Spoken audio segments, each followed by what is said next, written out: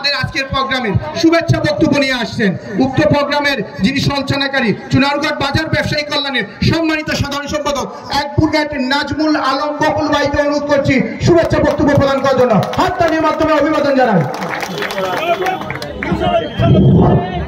আউযু বিল্লাহি মিনাশ শাইতানির রাজিম। বিসমিল্লাহির রহমানির রহিম।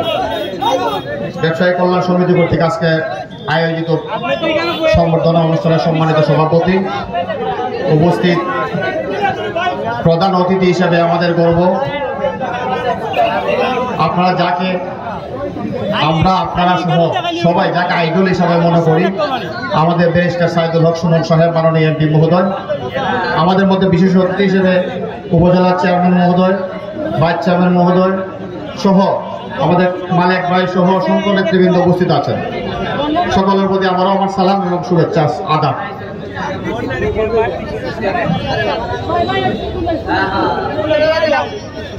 আপনারা জানেন ব্যারিস্টার সুমন ভাই কিছুদিন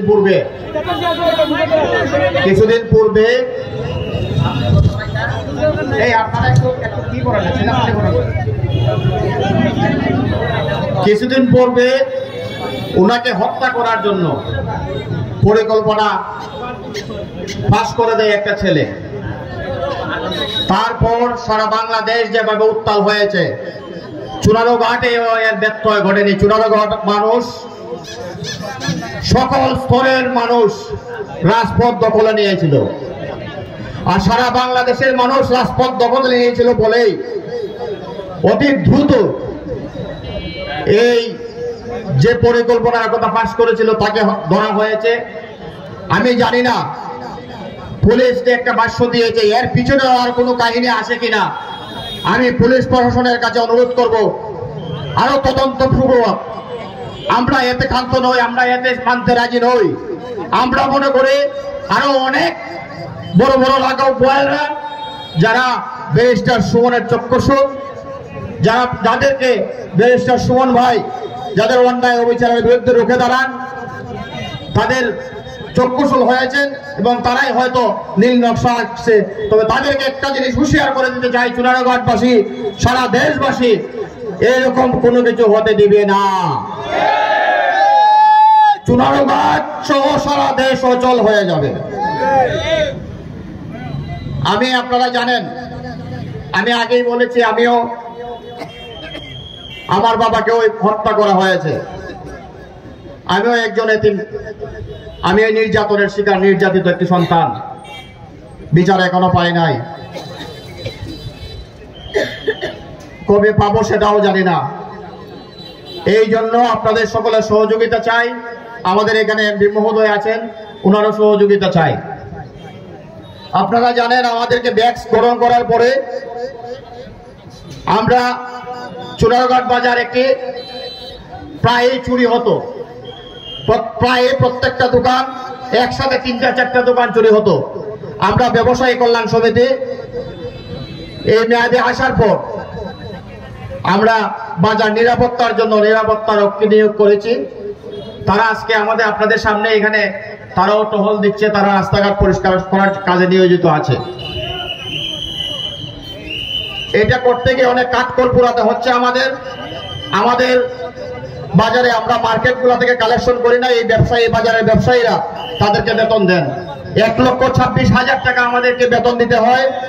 তা থেকে প্রত্যেকটা দোকান থেকে, আমাদের শুধু রোড সাইডের যে দোকানগুলা, সেই দোকানগুলা থেকে আমরা টাকা উত্তোলন করে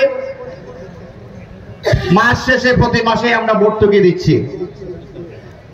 সেটা নিয়েও আমরা অচিরে আপনারা যারা ব্যবসায়ী, আপনাদেরকে নিয়ে আমরা একটা সাধারণ সভার আয়োজন করব এবং বিস্তারিত বলবো।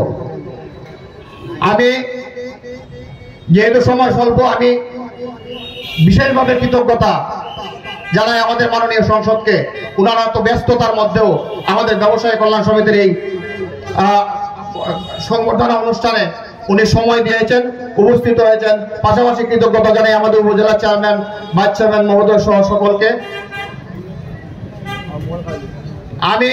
আমাদের কিছু বিষয়ে, বাজারের কিছু বিষয় আমি বলতে চাই। আমাদের বাজারটি পাহারাদার যদিও আমরা নিয়োগ করেছি, তারপরও বাজারটি অরক্ষিত। আমরা ব্যারিস্টার সৈয়দ সাইদুল হক সুমন ভাইয়ের কাছে একটা অনুরোধ করব, এই বাজারটাকে সিসি ক্যামেরার আওতায় নিয়ে আসা যায় কিনা একটু চেষ্টা করে দেখবেন। আমি জানি ব্যারিস্টার সুমন ভাই, আমরা অনেক বাকিতে ছিলাম।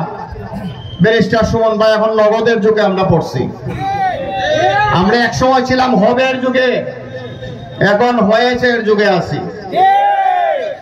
আমি বিশ্বাস করি ব্যারিস্টার সুমন ভাই আমাদের এই জিনিসগুলো দেখবেন।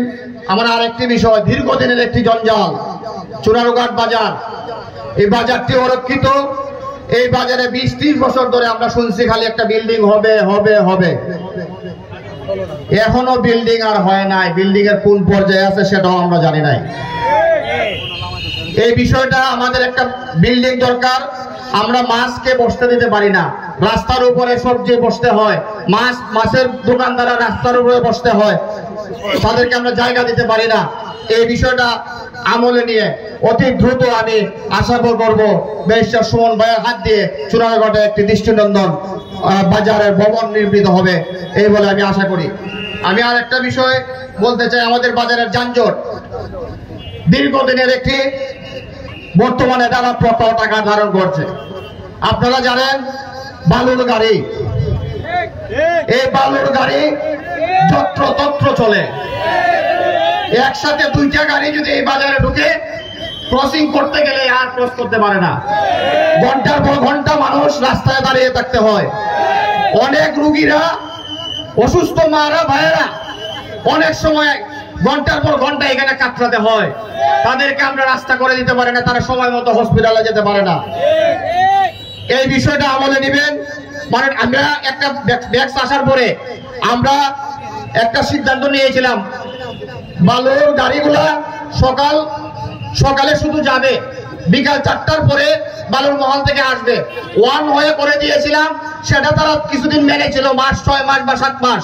পরবর্তীতে আমরা জানি না কোন কারণে হঠাৎ করে দেখা যায় আবার সব গাড়ি একসাথে আবার আসাও হচ্ছে, যাওয়া হচ্ছে। আমাদের আর একটা বিষয়, আমাদের একটা ব্যাক্সের অফিস নাই। ব্যবসায়ী কল্যাণ সমিতির অনেক কাজ, বাজারের অনেক বিচার সালিশ বৈঠক, এগুলো আমাদের করতে হয়। আমরা আমাদের নিজস্ব ঘরে বসে আমরা এগুলা করছি। দীর্ঘদিন আমার বাবাও সেই কাজটি করে গিয়েছেন। তো এই বিষয়ে ব্যারিস্টার সুমন ভাইকে আমি বলবো আমাদেরকে এই বিষয়টা আপনারা একটু দেখবেন। আর যানজট নিরসনের লক্ষ্যে আরেকটি কথা বলতে চাই, ইদানিং শুনতেছি একটা বাইপাস রোড হবে। ব্যারিস্টার সুমন ভাই আমাদের লক্ষ্মীপুরে গিয়েছিলেন, সেখানে একটা প্রতিশ্রুতি দিয়ে আসছিলেন বাইপাস রোড করার জন্য। আমি বলবো উনি এ বিষয়ে অনেক দূর, আমি জানিয়েছি যতটুকু, উনি অনেক দূর এগিয়েছেন, বিস্তারিত আরো বলবেন। আমাদের একটা বাইপাস রোড হলে আমরা মনে করি এই বাজারটাকে রক্ষা করা যাবে, নতুবা এই বাজারটাকে রক্ষা করা যাবে না। এখানে মানুষ ব্যবসা করে, লাখ লাখ টাকা দিয়ে সিকিউরিটি দিয়ে ঘরে ব্যবসা করে, ঘরের সামনে গাড়ি দাঁড়িয়ে থাকে। লাখ লাখ টাকা সিকিউরিটি দিয়ে ব্যবসা করে, তারা কাস্টমার ঘরে ঢুকতে পারে না। এই গাড়িগুলোর কারণে বালুর গাড়ি, টমটম সহ আরো অসংখ্য গাড়িগুলো, তাদেরকে যথাযথ জায়গায় তাদেরকে স্ট্যান্ড তৈরি করে দিয়ে আমাদের বাজারটাকে সুন্দর করার জন্য আমি ব্যারিস্টার সুমন ভাই সহ উপজেলা প্রশাসন সকলের কাছে দাবি জানাই। পরিশেষে অনেক লম্বা হয়ে যাচ্ছে ব্যারিস্টার সুমন ভাই, তারা আমাদের অনেক বক্তারা বক্তব্য দিবেন। আমি আমার কথা এখানে শেষ করছি। আসসালামু আলাইকুম ওয়া রাহমাতুল্লাহি ওয়া বারাকাতুহু।